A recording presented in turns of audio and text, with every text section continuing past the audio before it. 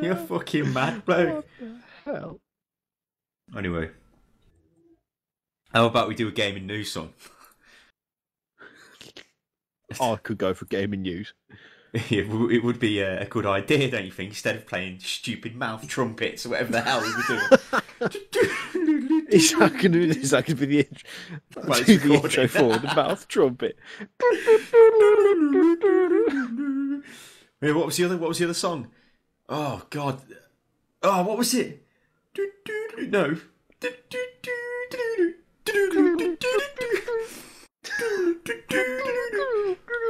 And then a bit of, what was it, Adele? Fire set fire to the rain.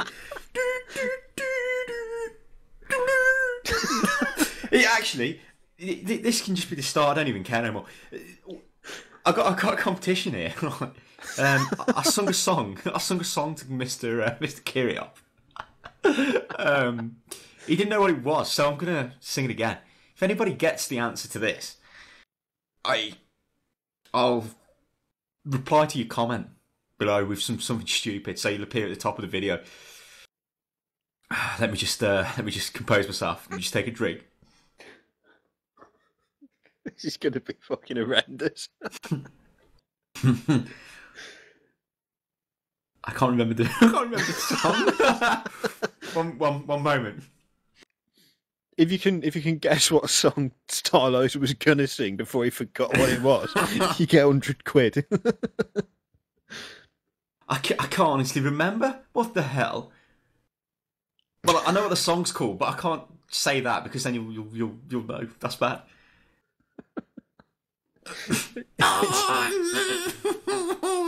That's not right.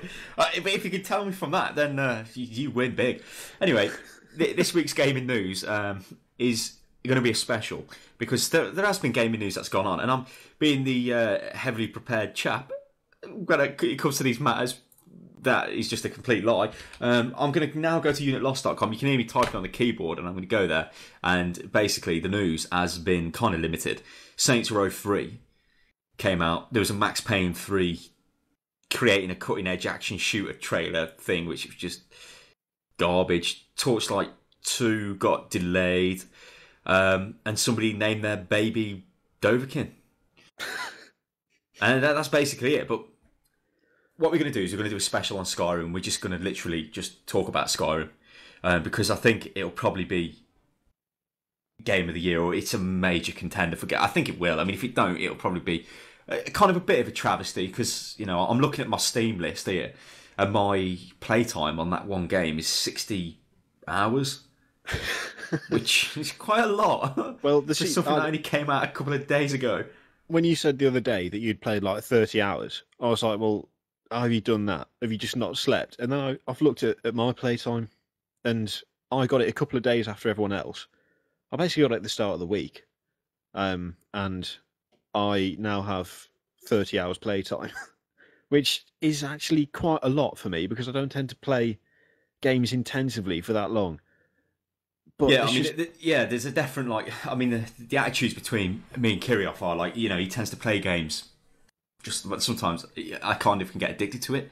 Well, not addicted, but if I get it and I absolutely have to play it, and complete it. The last time I did it was the Batman Arkham Asylum. I got that and I intensively played it. You know, a couple of probably about I don't know, maybe I got 10 hours of playtime out of that and it's done. But this is 60 hours and then some still. But anyway, let's talk about Skyrim. You know, obviously, if we're going to do a thing dedicated to it, we've got to talk about it instead of just going, yeah. So it's your typical Elder Scrolls game in the sense of there are a lot of bugs, stupid bugs and things which just don't really make sense. Let's get here we go. Let's get the bad stuff out of the way before we get onto the good stuff, right? So, what bugs have you come across? Because I bet you've come across some. In fact, I think it's practically impossible to play the game without coming across one. Yeah, I'm still having the interesting thing where I kill people, only they're not dead, fall to the ground and say I yield, and I can't finish them off. Now, at first I thought, well, okay, that's probably because they're integral to the main quest line, Because, if you butcher the lad... Yeah, that it gives you the normally main is, ain't quest, it? then- That's not a bug, is it? What are you going on about? Yeah, but then I saw some woman in the street, right? She was no one. She was absolutely no one. I've spoken to her before. All she ever says is, "Why did you join the Stormcloaks?" She was just a random Stormcloak guard woman who just wanders about the place, and she got him away. So I butchered her, which is fair enough. Sometimes you just got to butcher someone. She did the I yield thing and did not die. Only when someone saw me do it, I then butchered them. She saw it, and so there was a witness because she wasn't dead. I then butchered her again, so she was lying on the floor going, "I yield." And then it said, "Last witness killed, bounty lifted." Oh. But then she got up and walked away. And it was like... So maybe that is a book what you're describing, but I think you've touched on quite a good thing there, because it's an open world game. I mean, as soon as you get off the cart at the start of the game, and you do the little tutorial bit escaping from the start castle, which is under attack by a dragon, you can literally do what you like. So really, if you wanted to kill major questline figures, why can't you? It's like, well, what difference does that make? I guess they would argue, well, it totally breaks the game if you go up and kill Ulfric Stormcloak, at the start of the game. It's like, I don't agree with you, and die. That's kind of stupid. But also, that's open world, ain't it? So maybe they should just allow you to do that. I don't know. But maybe that's them trying to protect against the idiots. Because you could see people going, "Well, I killed somebody and I didn't mean to, and now I can't do my quest." Well, unfortunately, son, if you kill people, they're dead. That is the whole point. They are gone. So maybe they should put that in. There'd probably be a mod for it, but it's like that. Yeah, I quite like that. That's how it should have been. I think you could get around that, though, by having two settings. When you set up the game and you go to play it the first time, you could actually have like an option that says protected story. So if you can kill anyone you like. Oh, yeah, if they're involved in the main story, then they're off limits. You can butcher them down, but then they'll get up and carry on. Whereas if you untick protected story, then you could just wander up to anyone you like and smash them into the ground, and they'll be dead. And if you've mucked up the main quest, well, you didn't want to protect the story, so it's it's your own fault, basically. So it's proper open world. You can literally do whatever you like, and if you don't care about completing the main quest, you can go up to the lad who gives it to you and cut his head off. Which, as you do.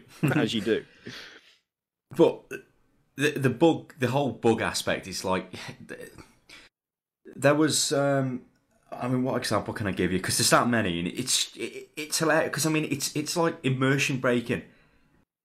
On the one hand, you're lost in this massive, fantastic, fantasy world where all kinds of crazy things are happening. Dragons are flying around. The scenery looks amazing, and all that stuff. And then all of a sudden, a bear. I had an incident where I went into a cave to kill bears, to exterminate the animals, and I hit a bear. And this is no word of a lie. It's a shame I never had my recording software on to record it. The bear flew into the ceiling of the cave, and it was stuck in you could see its legs, and it was trying to move, and it was like, what the hell is this? It's crazy. It's like, what? Why is the bear in the roof? It's like, hey, a bear's in the roof. And it's like, that's just one example. There are loads and loads of stupid. If you YouTube search it, there are loads of stupid bugs, and it's just like. But going on from that, one thing which really, really irritated me was along the major quest lines. One of them is you either you join the Imperials or you join the Stormcloaks for this is the war going on in Skyrim. Now, if you take one of the lines through to completion, you obviously beat the other team. Then why do guards in cities and people who are randomly walking around still keep going on about, oh, how can we stamp out the Stormcloak rebellion? Oh, the Stormcloaks, they're really causing hassle. It's like, they're not, because I've eradicated the Stormcloaks. Why are you still talking about that? And also, if you talk to certain people in the game, like the Jarl of Whiterun, there's options to ask him, how can we end this war? And it's like, the war has ended. I have solved the war, but I can still talk to him about this, and he'll say things like, oh, Ulfric Stormcloak, oh, he's one with no honour. And it's like, I'm not being funny, he's got no head. He's got nothing now, the war's over. And it's just like, I mean, we'll try and avoid spoilers in this, but it's going to be kind of hard because we'll talk about specific parts of the game which are a bit dodgy. I mean, that's just one, and I don't understand why it's like that. When you've got a game that's so massive and other areas of the game are so well developed, you suddenly have this stupidness going on. Yeah. And another thing that annoyed me was if you were talking to people, right, somebody else would start talking to you. They say something totally stupid. Oh, do you know? There's one example in Solitude in the Blue Palace. I'm talking to the Jarl, and I'm talking to her about a quest. And this guy standing next to me goes, "Do you know who I am? I'm the Thane of something or other." And I don't care. Why are you shouting in my face as I'm clearly talking to the frigging Queen? You know what I mean? It's like, that's not right. Yeah. It's almost like the interaction thing goes a bit dodgy. Like, they get near you, so they start to talk. But you're already involved in a conversation. Well, in mine, when after you take over Solitude, because I did the Stormcloak quest line, so Ulfric and the Stormcloaks now just rule Skyrim. they've bashed the Imperials. They're just dead. And as soon as that little bit of the quest was done, I found that every time I was trying to talk to various people around Solitude, like in the main courtyard, there's a couple of people you can talk to. Ulfric, any time I went anywhere near him, it forced me into dialogue. He'd turn to me and say, "Make it quick, I haven't got all day." But it was like all I had to do was come within 10 feet of him, and it would just drop me into... And like, I've not tried to interact with him. I tried to interact with him once as soon as we'd completed the quest line, because all he did was give me some shit sword, and I was like, "Excuse me, Ulfric, I want more than this." But he was not giving me anything. But it just meant that after that, every time I went anywhere near him, I got dropped into dialogue. But I had no options. I stopped and looked at him. He stopped and looked at me. He spoke, and I had to tab to exit out of the conversation. In which that's I had another no thing options. as well. If you were running around with third-person mode on, or somebody talks to you from behind, and it goes into the chat, sometimes you can't even look at them. You know how you can move the screen around where you're talking? Yeah. You can't even see them. It's like they're talking to you. But because you can't turn more than 180 degrees, or if that, you can't look at them, and it's like, that's a bit stupid. It was like, what the hell is this? I guess it's a typical Bethesda game where, Fallout was riddled with bugs, Oblivion had bugs, Morrowind had bugs, it's kind of the done thing, but it's not acceptable. It's like, this is like, what the hell is this? Some of the ragdoll stuff as well is very Bethesda in this game. I mean, I killed a lad next to a door, and I then had to open the door, and he got stuck in the door. Like, one half his body was on one side, and his legs were on the other. And because, that's quite bad collision detection going on there, he was flailing around like a maniac. And every time I went near him, he kicked me, and I got injured. So I couldn't open the door. It was like... It's another crazy example. I got given a quest to go and kill a bear in somebody's house, yeah? I go to the place, right? It's the middle of the night. The family's standing outside the house. The father is going, please help me, there's a bear, So I click on him, and he's like, "Go into my house and kill the bear." I go up to the door of his house. It's locked, yeah? And I'm like, what? So I pick the lock, yeah? It comes up, I've committed a crime, right? I go into the house, I start killing the bear, a guard runs into the house, arrests me, puts me in prison, right? Well, I pay the fine, it was like a 5 gold fine. Puts me in prison, I then have to fast travel back to the location, right? Where the family's still standing outside the house, go in, the bear is still in there, almost dead. I kill the bear, but get this, it's still night time. But because I've picked the lock is now open, and I can freely go into the house. And it's like, that's not, that's immersion breaking. It's like the lock would surely be relocked, And once you pick the lock, it doesn't mean it's open permanently. It's like you'd have to pick the lock every time. Yeah, and why would they not unlock the door in the first place for you when there's a bear? Well, yeah. It's just crazy. It's like, what the hell? That's your typical Elder Scrolls thing. Like, but when you put it next to like these massive, landscapes, these amazing vistas, and all this you can look at, and then you're doing because the main quest, I'm not going to spoil the main quest, but that is like, that's well written, it's quite a good quest. I think it's a bit too short, but when you're running through something that's like as epic as that, and then you have these stupid things on the side, it does your head in. But I guess that leads me to another point as well. When you've completed, this is like what I would say, do not complete the main quest, or even hold back from completing things like the Stormcloak Rebellion or the Imperial Army quest, or, well, I guess them two are kind of the main ones. Hold back from completing them and focus on doing the Thieves Guild, the Mage Guild, all the other little quests. Because after you're like the saviour of the world, like I was laughing with Kyrgios going, I'm king of the world now.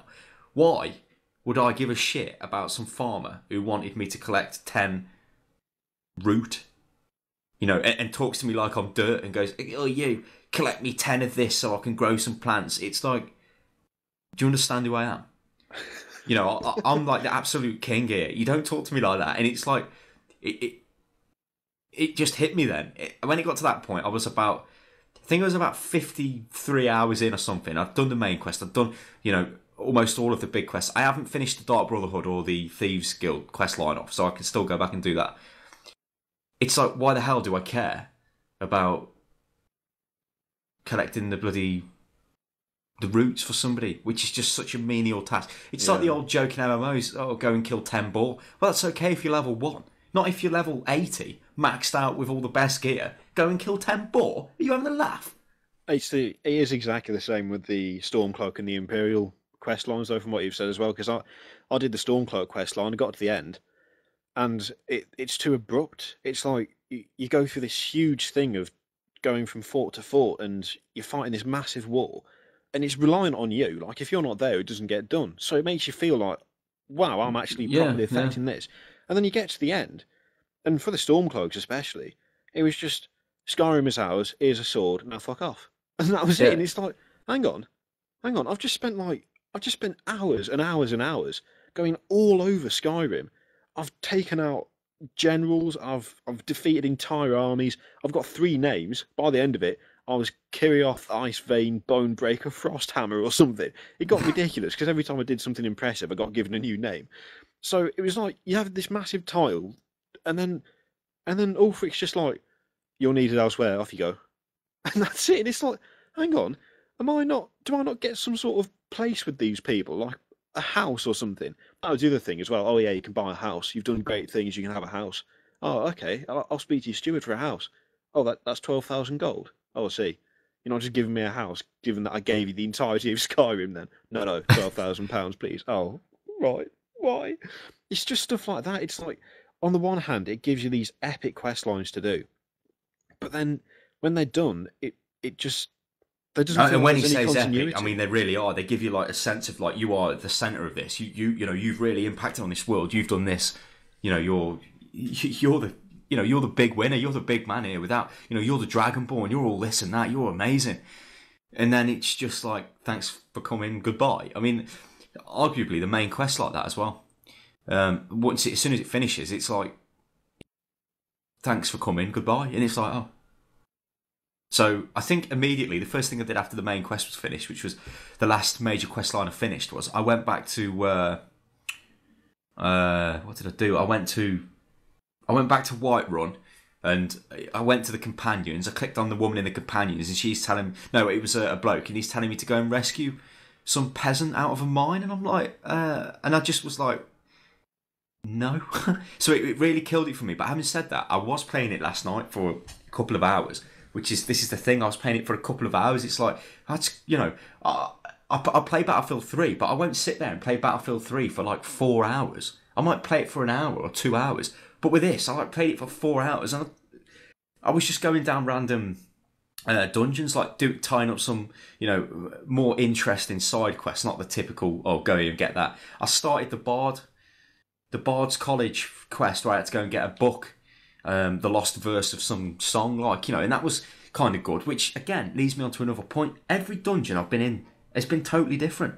Like, some have looked similar, like if it's an ancient Nord burial site, well, okay, you could argue they're all going to look the same, ain't they, because they're ancient Nord burial sites, but I've never encountered the same layout, encountered the same, like in Oblivion, you'd see that quite a lot. They'd be, oh, that's that cave. I've been down that cave. I know which way to go, blah, blah, blah. And a lot of Oblivion was just caves, or if it was tombs and stuff like that, again, they'd all kind of be the same. But this, every single one I went in was totally different. Even at the start of the game, when you go into the barrow dens of somewhere, practically one of the first quests you'll pick up from the first town you come across, if you decide to go that way, of course.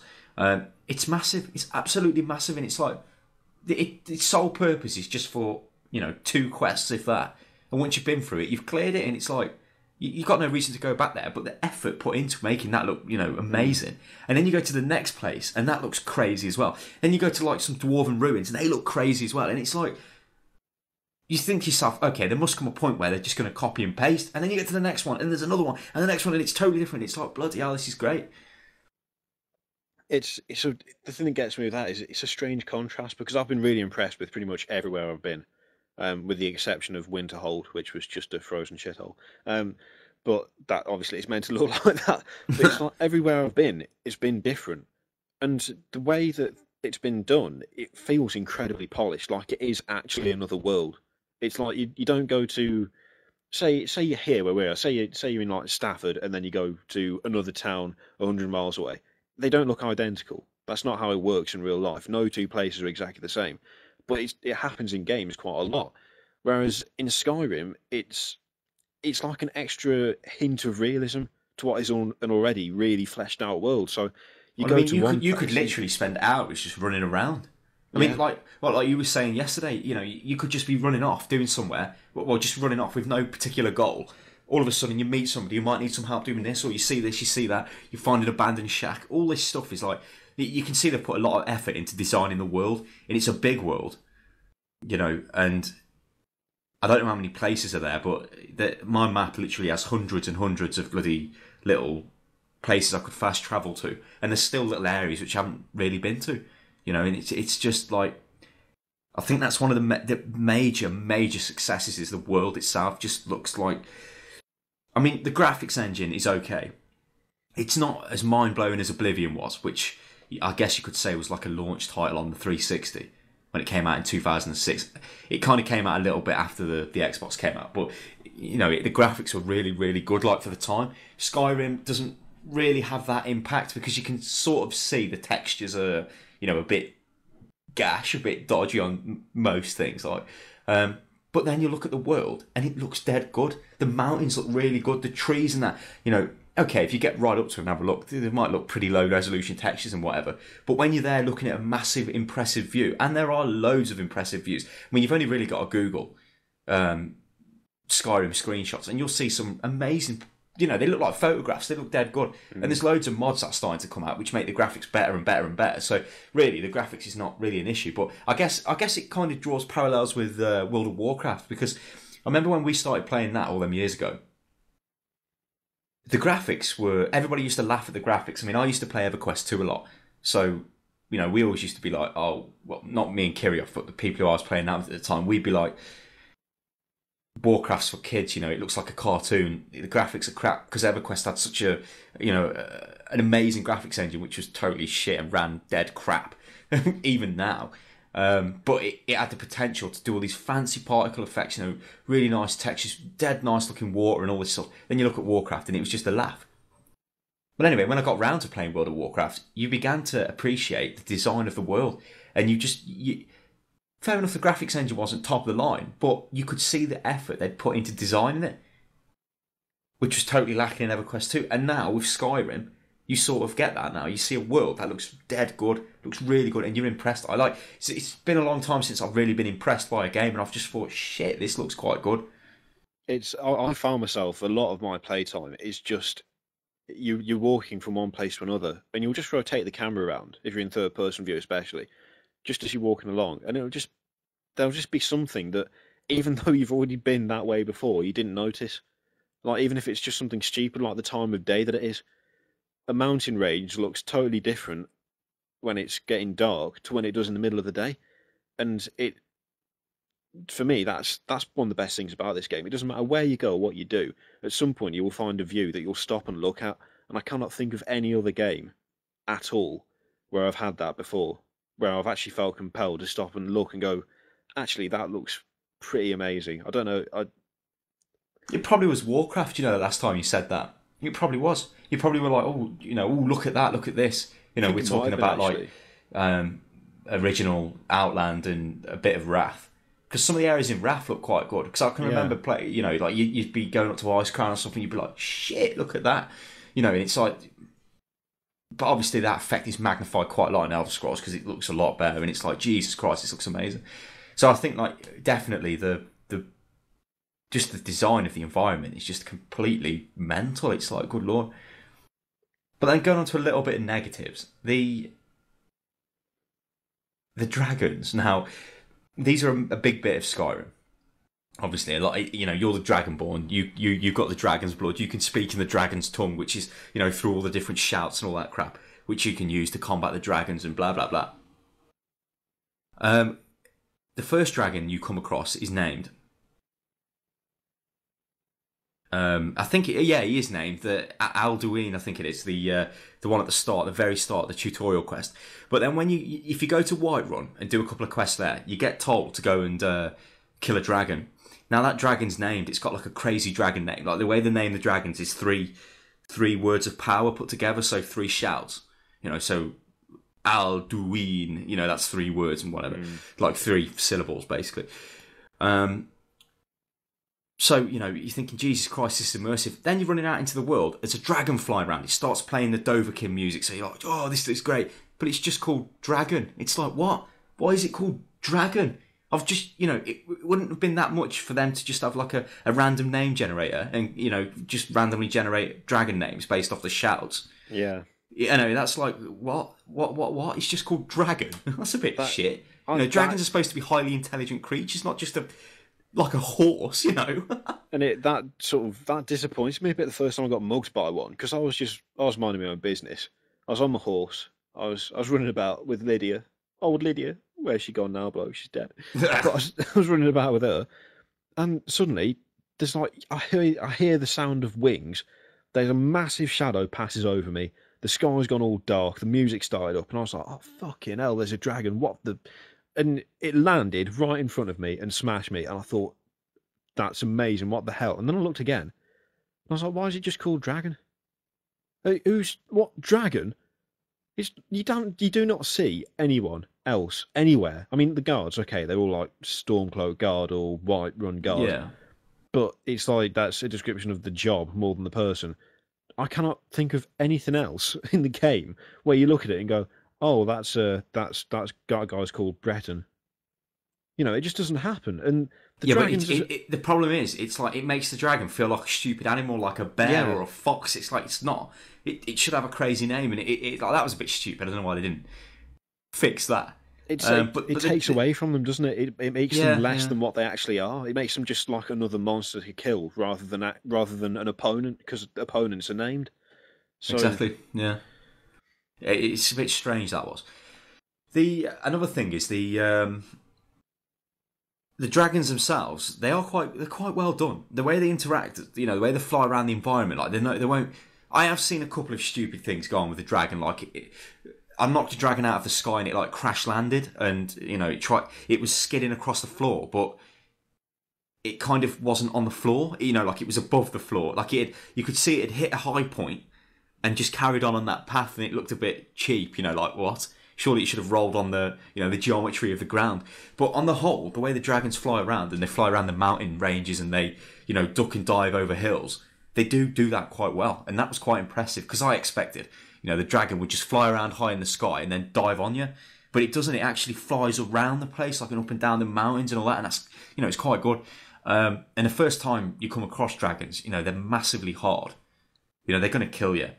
Obviously, as you start to get with better gear and you get better companions, better spells, better abilities and perks, they kind of become a bit trivial. And after a bit, for me, it was like, I was bored. Go away, dragon. You know, it was chasing me down. I'd just turn around and kill the dragon and run off. It was like ludicrous, like how fast I could kill him. Which is like, you know, and I was playing the game on Master throughout, so it's the hardest difficulty. But difficulty is another thing I want to talk about. I had it on Master because I wanted a proper experience. I don't want to just be able to, you know, walk through dungeons, walk through areas and kill stuff without, you know, asking any questions. So I had it on Master, and it was difficult. And it was refreshingly difficult. Like it was, you know, the first Draugr, I think it's pronounced Draugr, Overlord, I think it was, or Death Lord or something, that he got out of his bloody sarcophagus and just hit me and I died. I was like, oh my god, you knew he was a boss, like. Whereas the lesser ones, you know, you could kind of kill them. It'd be a good fight, but you could kind of kill them, you know. And when you beat somebody that's so hard like that, it feels like a good achievement. But what I don't think it kind of got right is, after a bit, specifically the way I went down my mastery point. Well, my not mastery. It's my perks. The way I was built is I was a heavy armor, shield and sword user. I did start off with two-handed swords, but then I switched to the shield basically because I just like the way the shield looked. But it was quite interesting gameplay. You'd block the attacks and you'd raise the shield to block. You could bash with the shield to knock them off balance and all that stuff. Obviously, it got old pretty fast because after you've done this through one dungeon, you've killed maybe 30 monsters in the dungeon. It's like, yeah, this is how I'm going to kill everything, and it was a bit like. But because of the points I took, I had such a I could run at full speed with block. I could. When my shield was up, I had 50% magic damage reduction and all this stuff. It basically made me impossible to kill, right? And it got to a point where I was so hard, nothing could beat me. And when it came to that point, I was like, I can't lose now. I could run up to a monster with my shield up, hit it, even if it was a boss monster, right? King of God knows where. Hit him in the face, right? He'd stagger back, right? Because I had a lot of stamina, because I was built with health and stamina, obviously, because I was a warrior. I'd then hit him 3 or 4 times. He'd regain his balance. I'd bring my shield up, power bash him again. It'd knock him off balance. I'd slash him again and again. Bring my shield, and that's how I would kill everybody. And it was like that was becoming a bit that's not very good. And I think that the melee combat and the sword play is the worst aspect of its gameplay because it's the only thing which hasn't really changed from Oblivion. I'd agree with that. I mean, I haven't gone for shield and one-hander. I've gone for just two-handed because Well, here we go. Here's an example. But how do you combat? What's your combat? Well, at the moment, my block's terrible. But no. I mean, how do you go into combat? What do you do when you go into combat? Usually, just run straight at them because they've got an ability where you can sort of sprint and swing at the same time to perform a special attack, like a massive, devastating attack, and run into them, smash them in the head, and they're usually down to about a quarter of their health straight off. Yeah. At which point, I hit them again and they die. Now, that's okay, but I don't have very good stamina. So at the moment, it's still a challenge for me because I can take out maybe 2 or 3 enemies like that. Yeah, but I mean, I'm like a level 33 character, so I've got that much stamina. It's like I can, it doesn't really matter. I just run. The stamina doesn't really run out. I could just completely keep killing stuff, but that'll happen to you eventually. You'll have that much stamina, it won't matter. But that means the combat's crap then, because all you're doing is running in and going left mouse button, turn around, left mouse button, left mouse button. It's like, all I was doing with the shield was right mouse button, left mouse button, right mouse button, left mouse button. It wasn't really anything. I'm not. Because I tend to always play fantasy games as a warrior type. I always do it like with shield and sword. Every MMO I've played, it's been the same thing. But the main... I've messed around a bit with the magic. I'm not... I haven't used the magic for loads and loads, but you can see, even going off the dev diaries they've done, the magic is way, way better to play. Way better. With all the... you can dual wield spells. You can... Well, that's another thing as well. The dual wielding the weapons is totally crap as well. You press left and right mouse button to swing independently with the weapons, or press them both. You do like a power attack, but that's it. And it's like you just running in going. I can't find a way to block either. Well, you're just going like this. No, you can't. You're just doing that. No. Well, I'm glad I switched out of that pretty quickly. And that's all you're doing. It's like, well, okay, that's pretty shit. But with the spells, it's like you can have heal in one hand and fireball in the other one. Chuck fireballs at people while healing yourself. Or you could have 2 fireballs and cook a massive fireball up and throw that at them. And it's like, whoa, this is a lot better. And that actually, when I was messing around with it, it made me use my hotkeys more. So I'd have like fireball on 1, shock on 2, heal on 3, something else on 4 and 5, and like maybe a summon on 6. It was a lot better, and it kind of grueled me because I thought, shit, I should have played the game as a caster and not a warrior, because it was kind of a bit dull. The combat, like really dull. Yeah. I mean, if you look at what's better from Oblivion, because that was the last title. The spellcasting's better. The interface is better, but the interface is, you can see that's primarily designed for a console.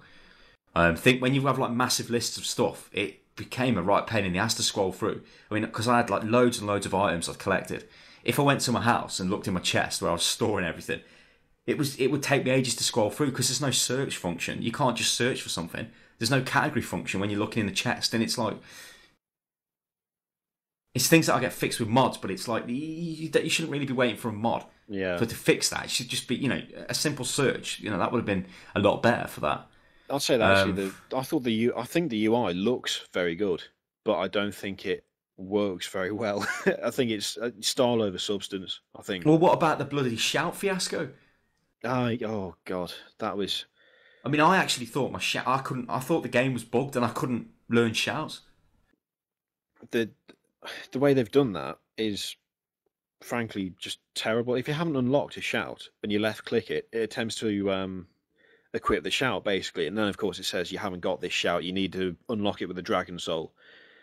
But the way you unlock the shout is to hover over it with your mouse and then press R to spend your dragon soul to get the shout. The problem with that is when you're just running round and you're doing quests, you're doing this, you're doing that. You don't think about that. What do you do to put points in something? You left click. What do you do to equip something? You left click. Why, for just one aspect of the game, do you have to randomly press a seemingly random button on the keyboard to buy the shouts?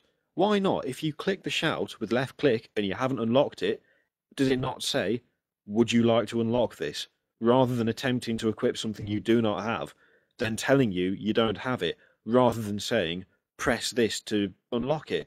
You know, that's a bit, it's lazy and it shows a lack of thought because with everything else, you left clicked it to do it. And then suddenly with the shouts, you didn't. Why? Why did they make that different to every other aspect? And why, as well, was the ability to unlock the shouts by pressing R hidden in the bottom left of the screen as well? Why was it down there? Well, I mean, the situation with me was I was collecting dragon words, and I was like, I'm clicking on them, and I'm like, okay, the ones I had. Unrelenting Force was the one I used practically the whole game because it was a lot better than the other stuff for almost every bit of day-to-day fighting you do because it would just blast everybody on the floor, and it was like a massive AoE stun, really, if you looked at it like that. But say I wanted to learn Fire Breath, I'd click on it, and it would just say, you require Dragon Souls, and I'd look down and I'd be like, I've got like 10 Dragon Souls here. What's going on? And I'd click it again, and I'm like, is this bugged? And whatever, I don't care, because I'm just going to use Unrelenting Shout anyway. But then in the bottom left, like Kiriov said, you look, and it was like press R or T or whatever the hell. I think T's to do a soul gem, but R to learn it, and it's like, oh, hang on a minute, you know. You could argue it's there in front of me all the time, but it's not really in a good place. The whole point of UI design is to make it easy and streamlined. You know, because if we've had that issue, surely everybody, you know, a lot of other people have had it. Mm. It's something that isn't explained, and it's something that's not exactly hidden, but not put where you'd look, and it's something that isn't very intuitive either. It's just if you left click it and you haven't got it unlocked, it should unlock it. That's pretty much it. But for whatever reason, that apparently is not the way they decided to do it. Because I had the same issue, and it was only down to basically looking at every part of the screen to vaguely find out why, having killed a dragon and got a dragon soul, I was not allowed to unlock the slow time one. Because I thought, well, that could be quite useful. I'll unlock that. And then I was clicking it, and I was like, what? I've got one right there. What the hell is this? And I was going through all the menus and looking at the controls. And then I just happened to glance at the bottom left, and it was like, oh, well, that's great. I could have done with knowing that about 20 minutes ago before I decided that this was bugged. As I say, style over substance. They've not thought a lot of the UI through, and it just doesn't work in some situations. And I think that's one of them. It might sound like we're being a little bit harsh, like, oh, you know, but you know, that was our experience of the game. You know, these stupid little things which were irritating. But, you know, if you've played a game for 60 hours, in my position, and I know there's people who've played it for way more, I think the Unit Lost Steam groups played the game for like 1,200 hours since it came out. You know, that shows how much people are playing the game. You know, I think it broke the record for simultaneous people playing a single game. Like, it was like 280,000 or something stupid, 240, 50, 60, 70 or 80. I mean, it was over 250,000 who were playing the game. You know, it completely blew Modern Warfare out of the water. You know, so loads of people are playing it. It'll win Game of the Year. I think that's pretty much set in stone. Because even if you look at all the reviews, it's all 9, 10, 99%, 95%, all that crap. Yeah. It gives you a world. Well, it gives you a world, don't it, to get lost in. Yeah. And the thing to remember as well is, like, we might sound like we're being harsh on it, but the fact is, there are these problems with it, and they are irritating because everything... But I think the reason they're so irritating is because every other bit of it is really polished. It's like the game as a whole is, I think it's probably the best RPG I've ever played. I can't think of anything that beats it off the top of my head, and I think that's because there isn't one. But it's the fact that you have this amazing world with all these really well done quests. Because I've yet to do a quest that I've thought this is gash. I mean, the endings could use a bit of work because it's a bit sudden, but you've got all that. But then you've got little things like the stuff that you use to interact with it, like the UI. Little problems with that. You've got things like bears getting stuck in ceilings, or my horse, which randomly ended up on top of a mountain, having walking away from me. That was interesting. Just there are little things that make what could be a perfect game just really, really, really good. And it's when you're that close to releasing something that is perfect, it's those little issues that actually get more problematic because you expect everything to be of the same standard as certain parts, and there are little bits that aren't. And it kind of, it doesn't ruin the immersion, but it does jolt you sometimes. Like, I mean, as I just said, when I bought a horse stupidly, I don't know why I bought it, but I did. I just wanted a horse, and I got off it, and it walked away. And at first I was like, well, I don't know what the hell that's doing. I turned round, and it had walked halfway up a mountain. It did not pay any attention to surfaces that it shouldn't be able to walk up. It just clipped all the way up, and then stopped, and it was just there. And it was like, well, hang on, I've just bought a horse, and it is magically levitated to halfway up a fucking mountain that I can't run up. Why? There's no. It's not. It's what happens though. I mean, I had examples of my horse killing a dragon. Or my horse was like at the start of the game. I bought a horse. Well, probably about 10 hours in, I get a horse, and I'm like, okay, so I travel to a bandit camp to kill the bandits. I get off the horse, and the bandits are killing me, but the horse is harder than the bandits, so the horse starts killing the bandits, and it's like, but my horse is killing the bandits here. So I'm just running around slashing them while the horse is killing them. And it's like, that's stupid. The horse wouldn't attack people, it'd run off. If you hit a horse, it would run off. I mean, what the hell do jockeys? I've got a whip to make the thing run. It don't go crazed and run at you. I think it's just like, I think when it gets down to it, Oblivion, Skyrim and Oblivion, I suppose, they're just games about you can just go into a world, feel like you're affecting the world, and literally do what you like. I mean, I was laughing to you. I said it's just a game about murder. That's why everybody likes it, because I've gone into certain inns or farms and just killed everyone for the sake of it. Just butchered them all. May as well do it. It's just funny. Like, it's like, well, okay, I'll go and butcher them. Maybe that's just something about me if I think that's funny. But it's like, because you can do it, you do it, and it's like, oh yeah, this is great. There's no other game you can really do that in. Just go around and just blitz people because you feel like it. I think though, like with the way the main quests were, or the big quest lines, they kind of feel as good as each other. It's not like the main quest is massively better than the other quests, because it's not. But it's like kind of on the same level. But they all seem to end so abrupt. Like you said, they just end, and it's like, okay, what do I do now? Yeah, it's stupid because it's like in a world of essentially infinite possibilities. You where want there are hundreds of quests. It's like we're moaning it. It's like in a world where you can do what you want, we want to be told what to do. It's not that. It's like you want some purpose. You want some closure as well. It's like the Minecraft situation with us. Like, just going and playing Minecraft. Okay, you can be creative. There's no purpose to it. Once you've built a massive house and done whatever, you're still just there. It's kind of Skyrim's got the same thing about it. The thing is, though, I mean, it's like, it does sound like we're moaning, but one of the best things I think about this game, I mean, the quests are really good, but it's the random encounters as well that you have that have made it for me, really. I mean, that makes it feel like you're in a world as well, where something just happens. Like, that was when I first went to Whiterun, and there were two kids running around, and I noticed there was an option to talk to them, and I talked to one of them, and she said something about, do you want to play a game? I said, okay. And suddenly I was involved in a game of tag with two children, which was a bit weird, but I misunderstood. You only have to run up so you connect with them. Well, I ran up and I tried to tag her by punching her in the back of the head. At which point, I got mugged by cards and binned. And it was like, well, oh, okay. And so I loaded it again. And I tried it again because I was like, well, okay, what do you do? Let's just do this for the crack. Every time I go back to Whiterun now, the one girl says hello to me, and the other one refuses to speak to me because now no one will play with her. Now, that's only a small thing, but it's like, it draws you in. It's just a random happening. You just happen to see someone and press E to talk to them, and suddenly you've had an effect on... Why doesn't this happen all the time? It's like, I had a full set of dwarven armour on, and I'm standing there, and a guard just walks past and he says, he makes a comment about my armour. Oh, that's mighty fine looking armour and all that stuff, and it's like, that's nice. The example you just give with a kid, that's good. But when you've done a quest line and they're still going on about what could be the repercussions if that quest line isn't completed, but you've completed it, it's like, what are you talking about? But let's talk about the companions, right? Because this is like another little aspect. You can have like a mercenary follow you or a companion through doing quests. There's quite a few you can take in the world.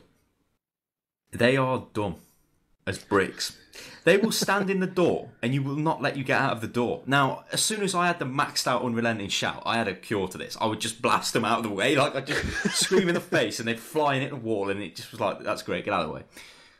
But it was like dead irritating at times. Like, you'd run into a place, they'd follow you and they wouldn't move, and it's like, get out of the frigging way, move. And it's just like, that was stupid. I mean, you had some like rudimentary control, like you could make them walk over to places and stuff like that, but it was like not really. I found with that quite often they just completely bloody ignored me. Yeah. I told the elf guy from Riverwood, I got him to come with me to that Barrow place where you get the first request to go there, like, and get the claw and all that. And I took him with me, and I told him to pull a lever. That's all I did. I just told him to pull a lever because I was like, I kept getting poisoned by arrows because I'd managed to mess up a bit, and you had to pull the lever to open the door. And I was like, well, screw this, because every time I do, I get shot with arrows and I get poisoned. I'm not having it because I've missed something here, and I don't want to end up dying trying to, complete a puzzle. So I told him to do it. He repeatedly said, I can't do that. I can't do that. I can't do that. I can't do that. In the end, I was like, well, okay. I'll tell you to walk over to it. So I told him to walk to next to the lever. Then I told him to do it. He did it first time. What? Why? Why would you have to tell them to walk over to something and then use it? Surely travelling to the thing when you say use it should be automatic in that respect. I mean, what the hell's that about? And in the end, he got kippered. But that wasn't the... It was just like... It was just thick. It was really thick. And the same thing goes for... if you... become the Thane, the old Thane of Whiterun. Good lord. When you get Lydia, the housecarl, she is stupid as all hell. Now, you do not... There should have been something to prevent this happening, where the mob ends up in a corner, the companion ends up in front of the mob, forcing it into the corner, so you are unable to attack the mob. That is not good programming. That's bad. That means that you have to stand there and wait and either hope that your companion kills it, which, by the way, she couldn't because she was weak as all fuck, or you run in and smash your own companion to the floor in the attempt to kill it yourself, which is what I did. Now, I shouldn't have had to do that, really, and the fact that she then died when I shouted at her was unfortunate, but funny. But it was just, I don't want another companion now, because the two I've had, one of them was just crap and wouldn't do what I told him, and the other one had a habit of blocking stuff into corners with a shield and then getting killed by them. Well, I guess it depends on the difficulty level that you're running at. I mean, if I'm Master, I would say you do need a companion. Or you're either crazy if you don't take one for the majority of the game. The point I'm at now, my companion, who was literally with me for, well over like 30 hours of the game, she died. Now, usually what I'd do is if she died, I'd reload the last save, because I'm like, no, I don't want her to die, because she was like a mage and she was quite good. She was from the Azura quest line, but I just didn't care. It was like any attachment I had for her was gone now, because I knew I could just kill everything. I was just like, whatever, I don't care, you're dead. Just keep your orcish armour I gave you. I don't really care, just stay dead. And it's because I haven't really got much of a... I don't know. What's going to be interesting to me is how they're going to do DLC, because you can't just stick a quest line in now. No, that would be... Because I'll be like, hang on. Because I think one of the things it did, which is good between when you look at Oblivion and Skyrim, is Skyrim's main quest, or the main point of Skyrim is you. You are the point. You're the Dragonborn. You've come to save the world. Yeah, that's the main gist of it. Oblivion, you were sort of the guy who was chosen to be the royal bitch because you just kind of escorted the royal, you know, the dragonborns around to fix the problem. But now you are the dragonborn. So it's better in that respect. It's like, yeah, in almost all the quests do centre around that, or the big quests anyway. Like, you're the main man, you're fixing the problem. And when you've done it, okay, it might be an abrupt end, but you think, yeah, I'll fix the problem. Okay, what shall I do now? You know, go and start a farm? No, I want to go on another massive quest. So I don't know what they could do with a DLC, you know, or expansion packs or whatever they're going to do. Because if it's just a thing which is like, we're adding a big crypt for you to go and have a look around, well, I don't care. No, it needs to be something with purpose, doesn't it? But the problem with the world as big as Skyrim, with so many choices to make, is a quest line that they do for one lot.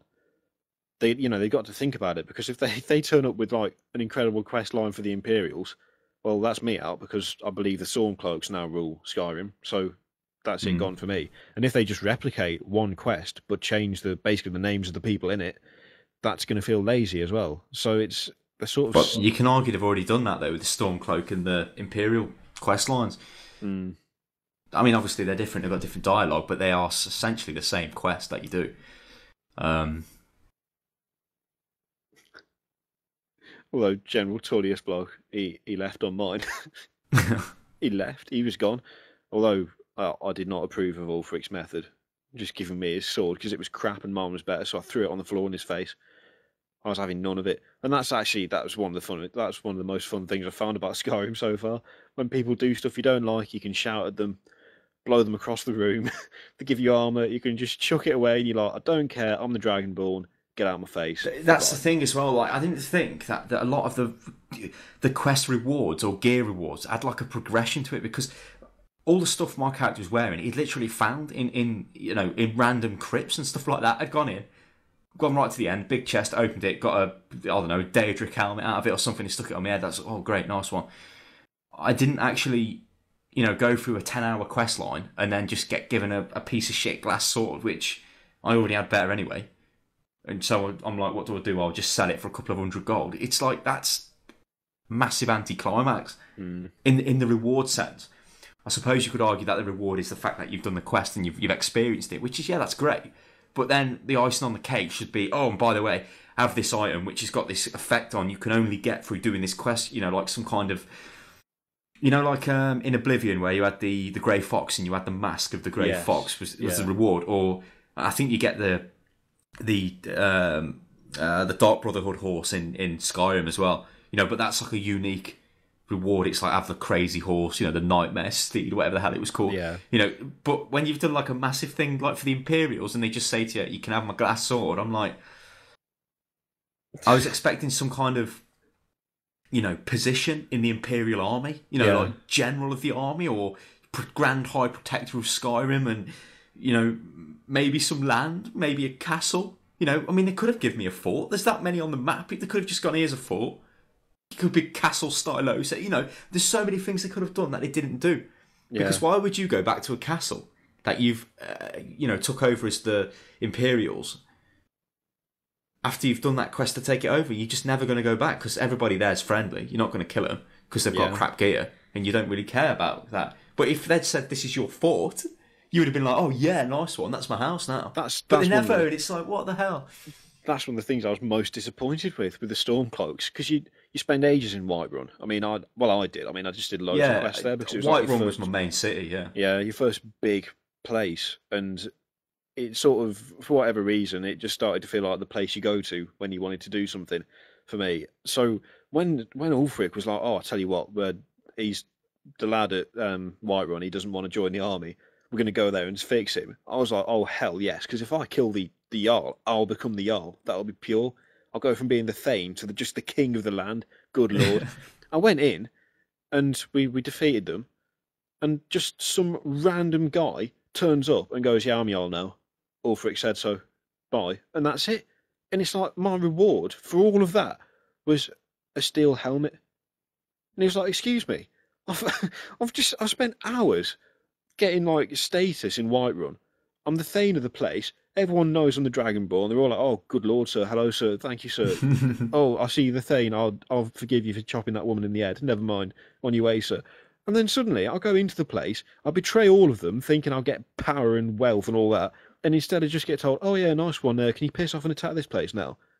It's like there's no tangible reward for doing it. It's like it's as you say, it's like they think they've thought to themselves, well, the reward for doing the quest is having done the quest, but that when you're meant to be that important, that's not enough. I don't think the itemization was very good. Like the way they give you rewards, and I mean, I know it's based off level because it would be funny when I'd be playing the game with Kirioth in TeamSpeak, and I'd be going, "Oh yeah, go to this place. There's a guy with a full set of ebony armor on. If you kill him, you'll get it." And yeah, he goes there and he's got a full set of leather armor on or something. And it's like, oh, rancid. It's level dependent like the other games were, which is like, but it just did feel like you kind of were collecting a load of crap most of the time. You had bits of gear, that had a bit of use, but I think, you spend the majority of the game in the same armour, using the same weapons, I think. You could, there are a lot of weapons you can get, but they tend to all go down the same route. It'll be Dwarven Hammer of Blizzard, Glass Hammer of Blizzard, Daedric Hammer of Blizzard. They were all the same thing, really, just with a slightly different model. And, it kind of, you could laugh and go back to the way World of Warcraft was, like, where it had, like, Axe of the Bear, Axe of the Wolf, Axe of the Whale and shit like that. You knew what the stats were going to be based off its name. But, I don't know. But, they're only really, I know we've banged on about this for ages, about this was wrong and that was wrong on Skyrim, but they're only really minor problems because, if I've played the game for 60 hours, surely something's right there. And the fact you just get completely lost in the world is crazy. I mean, I could, load the game up, lock myself, in the room, shut the windows, all that, go dark, just put Skyrim on, and I am totally lost in Skyrim. I can run around and just check things out, see that, see this. I've kind of got half a mind just to make a new character, just because there's purpose for him in the world, and try a mage out and see what a pure mage would be like. Because now, I mean, I know I could still play my character now, which is, maxed out on heavy armour and block and one-handed weapon, and use him as a mage now, but he's so hard. It's just, got to the point where he's just over the top, and it's like, I think, there's a lot of playtime, and it's very rarely you actually buy a game, for your 30 quid or whatever you pay for the game, and get such a massive amount of entertainment out of it. Yeah. Because I think for too long, it's been a case of you buy a game. I mean, you just look at Modern Warfare. I mean, what's the campaign on that? I'll be surprised if it's over 5 hours or 6 hours. Yeah. And it's like, what do they want for that? Okay, they'll say the multiplayer is the main component. But then if you look at other games like Stronghold 3, that's a good example. 30 quid, I don't think so. Space Marine. Space Prime Marine. example. Yeah, well, that should have been 3 times as long, but it wasn't. And it was just like, too fast, ended too quick. But Skyrim doesn't give you that. It gives you such a massive thing, and there's just loads you can do, and everybody will have their own. I think the beauty of it, everybody will have their own different adventure, but you can still talk to somebody who's played Skyrim, and you'll still, you still be talking on the same wavelength. Yeah. I mean, Kirioth will say to me, "I've done this with the Stormcloaks," and it's like, yeah, I've done exactly the same thing with the Imperials.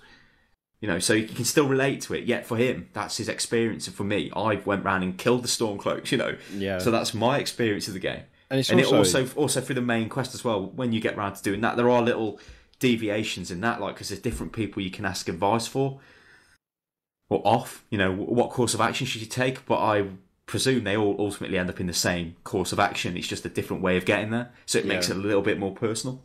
And it's the fact that everyone has their own little, almost like a mini adventure where, a prime example, yesterday, Stylosa was telling me there was a guy on a horse at the end, near the end of the world, essentially, who had a full set of ebony armour. And I was like, well, that's amazing. I shall go there, I shall find him, kill him, and take his armour. Now, he didn't have any of that stuff. He just had some gash leather armour and, 10 gold, which was disappointing, but, that's how things go. But in the process, I stumbled across a massive, fort thing, a huge ruin that I didn't even know was there, and that I went down and I got repeatedly butchered and had to leave. But as a result, Stylosa then went to it because he didn't know it was there, and it was just it was two different, the same map, the same goal, but you end up with two completely different experiences. It's like when I went to Winterhold, and I didn't like the look of the place, and I didn't like some of the people in there, so I set about the lads with my warhammer and killed a few people. And the guards came after me, but I paid my fine and everything. I was a good lad. I did my jail time. I think I did my jail time actually because I had a massive fine that was like 30,000 gold or something. And I did the jail time, and then I went back to it, and it was like, okay, well, they've forgiven me here in Winterhold. It's all good. But then some hired thugs came over and started wailing on me, and I was forced to beat them down. And then I took a note off one of them, and one of the Winterhold guards had set them on me to teach me a lesson. And it's like, okay, other people might have that experience, but they won't have had it for the same reason. You know, they won't have gone. They'll have gone there for a quest, or they've gone to do something. They'll have done that. I just went there for the hell of it, and as a result, went to jail and nearly got killed. Other people will go for a quest and end up in the massive mages college up the road. You know, it's everyone's experience is different in a world that's exactly the same, and I think that's one of the most impressive things about it, really. That no matter who you talk to, you could say, "Oh yeah, well I was going around here and I got attacked by this, and then I killed it and I got this armor," and then I say, "Oh well, that's awesome," but I went to this town, I did that, and I got something completely different out of it. It's just the fact that everyone has a different game in the same game.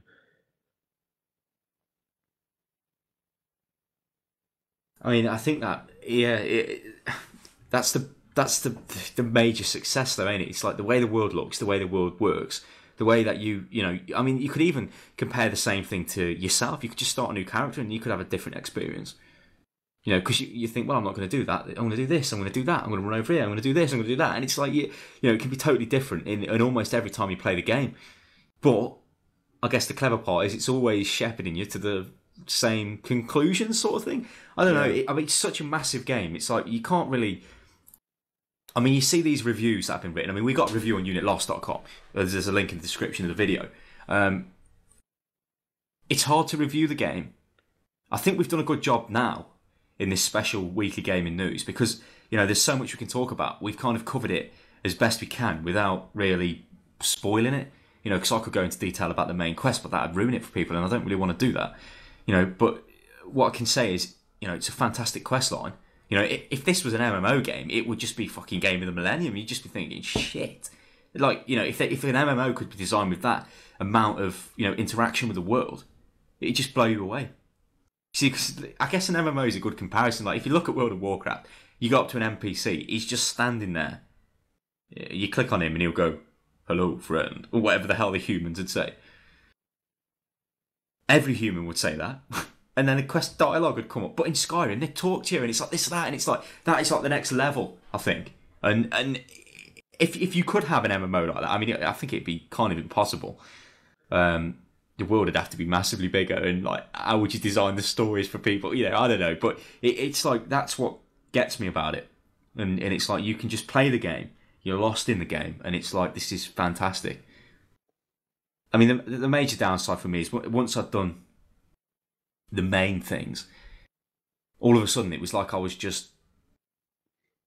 think to myself, why am I playing this? Like I lost the will then to play it for 10 hours a day, you know, or something stupid. I'd just be like, right, so it's all done now. What do I do? Go down a crypt? Might get a better sword, might not. You know, it's like, well, I think that's the danger of having such a final main quest, isn't it? Something that actually elevates you to the point where you just can't. Well, that's the thing. They didn't want to bring it to the point where the game just ends. You know, it doesn't. You know, and the game would continue to keep playing. You know, like it never ends. But the way they've got around that is I have completed all the companions quests here. Now they just keep giving me the same quest. It's like an endless quest they keep giving me. You know, go and kill this. Okay, I come back. Here's 300 gold. Click on the companion leader for work. Okay, go and kill this. It's like that's the same quest. You know, and it's just randomly selecting positions around the map. And it's like that's when you're at that point. It's kind of like, okay, you've done enough here. If you'd completed all the main quests, like like I said, I haven't done the Mage Guild or the Dark Brotherhood or the Thieves Guild completely. Once I've done them 3, and even the Bard's College, I guess you could add. Once you've done them 4, then you are really just down to the bloody stupid quests, then there is no point if you're playing a game, really. Because you're not going to find anything major. You might find stupid stuff. I mean, there's a headless horseman who runs around a certain point of the map at night, and if you follow him, he takes you to like a chest, and crazy things like that happen. But it's not, you're not literally going to play the game just to hope something is going to come across. You're not going to endlessly run around the world. Once you've lost the point of being in the world, it's kind of, you don't really want to play. But there's that much content leading up to that point. I mean, like I said, it's took me arguably 60 hours, and I still ain't really at that point, although I can smell it coming on, to even get there. And I think collectively I've probably done 30% of the quests in the game, 40% maybe, if you add all the side quests in. And I could easily play it for another 60 hours on that character, easily. And then if you started another character and did the quest lines the other way round, and did all the ones I haven't experienced. Yeah, it's like there's just that much stuff. I mean, for me, it's like, and I'd like to see comments on YouTube below people. I think this is the best Elder Scrolls game they've made. Now, a lot of people, I would presume, will say Morrowind was. Now, I don't know. I guess it's hard to compare the two, because Morrowind was like the first one, really, in this proper 3D open world. I know you had, what was it, Daggerfall? Was it Daggerfall? I think it was the one before. Yeah. And yeah, that was sort of 3D in an open world, but that was from like 1995, whenever that came out. Morrowind had a nice graphics engine for the time. Even now, there's mods that make Morrowind look amazing. Big, massive world, blah, blah, blah. Then you get Oblivion, which, big, massive world, but kind of a bit more console-ified, a bit easier to play. Then you've got Skyrim, which is kind of, for me, took the best from both. And the world's the absolute best game world I've seen. It just is. It's massive, and it's like massive, detailed. You can see a lot of effort's gone into it, and it's like, I want more of this. Like, it made me think, like, now I want to play another Elder Scrolls game. I want to play the other continents of Tamriel that I haven't been to, the other countries. It's like, well, please. Unfortunately, I'll probably have to wait another 6 years. You bastards. Depends how they do DLC. Although I'd be surprised if they just suddenly started introducing new areas. Just, there you go, boys. They've made enough money off it. What did they say? They've made 480 million or something off the sales so far. I guess no, it's not bad. And you would imagine that they should sort themselves out and start releasing a lot of stuff instead of like Oblivion. I think Oblivion had the crap shit in it before Shimmering Isles and Knights of the Nine came out. It had horse armour. For your horse that invariably runs away. Yeah. You lose. Yeah. Binned, or in my case, eaten by a wolf. What the hell was that? I only left it alone for a minute. My horse just was gone at one point in Skyrim. I was like, it like magically follows you around because there's no like stable or anywhere to stick the horse. It's just there whenever you fast travel. It's like next to you. Well, for some reason, it was just gone, and I was like, what? And I couldn't find it again. And I'm like, I haven't got a horse, so I bought a horse, right? Got on it, went to do a quest at some bloody wagon that had been broke down, and what's there at the wagon? A couple of horses that I could have just took because they wasn't, they didn't have the steel icon on. I was like, no, I've just spent 1,000 gold. But we could just go on forever about crazy stories that have gone on in Skyrim. But I think what we've done, we've covered the game, we've covered it, its stupid little quirks and bugs it's got, and hopefully we've told you how good we think it is. I mean, if it ain't Game of the Year, I'll be very surprised, very, very surprised. It is. It's for all the little issues and daft little things. It is just one of the best games I think that's just been made flat out. It's just that you'll never be bored of things to do. You'll never run out of places to go. You will never see. Well, you will. But when he says that, I mean, you're talking 60 hours plus before you even get to that point. Yeah. Well, I mean, like, you can spend 60 hours on it and you'll complete half the quests in the world, maybe. And then if you know. I guess that's if you know what you're doing. Yeah, if you know where they are. Yeah. If you then, having done that, decide that you want to see it from the side of the people that you were fighting in the first place. Oh, look, you've got another 60 hours there. But then, what if you missed out a load of stuff that people have told you about, and you decide to go do that? Oh, that's another 50 hours. I think it's a game where you could play it several times over and have a different experience each time. And I think that's and also you could say, okay, I want to be a thief this time. I want to be a a mage, I want to be a necromancer, I want to be a a wizard. You could just do anything, and it's like that gives you so much. Like you could say there's 1,000 hours of gameplay in this game. Yeah, if you wanted to try every class, if you wanted to do every quest, I think you'd be hard pressed to do it all before the next one came out. Well, you'd be crazy if you did it. I mean, the only other games which even compare are MMO games. Like in terms of playtime you'll get out of it. For a single player game, this is the most content you'll probably get. It's the most content I can think of beyond procedurally generated stuff, which doesn't really count because all of this is it's crafted. Yeah. Apart from the random quest, but it's not like say your Minecraft, because you could say, yeah, but I could play Minecraft for 10,000 hours. Yeah, you could, but it's like that's just generated. It isn't like made, and you don't feel like you're in this purpose-built world that feels alive because of it. It's crazy, absolutely mad. My voice is giving in anyway, son. It's just I just want to go and play it now. To be honest, I want to go off and find out exactly why I've got to sneak into somewhere using someone's hip bone. I don't know Palacious and mad. That's it. I was just minding my own business, sneaking into a cathedral place, which I had to pick the lock up, by the way. And there was some lad, and he was rocking backwards and forwards and going, "Oh, please, save my master, please." And I went to speak to him, and he went, "Oh, my master's a bit ill. Can you go and have a word?" And then some other lass just randomly walks past. I spoke to her, and she said, "Why are you asking about this place? I need to get in." Okay, have a hip bone. What? What the hell is that? Okay, fine. So, I mean, just that sums it up. That sums up the whole game. You sneak in somewhere, you speak to a lad, he gives you a quest, which means you have to break into somewhere using someone's hip bone.